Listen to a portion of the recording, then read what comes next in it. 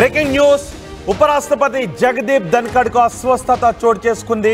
Delhi AIIMS లో ఉపరాష్ట్రపతి జగదీప్ ధన్ఖడ్ కు చికిత్స చేస్తూ ఉన్నారు. అర్ధరాత్రి 2 గంటలకు ఛాతీ నొప్పి రావడంతో ఆయనను హుటాహుటిన ఆసుపత్రికి తరలించారు.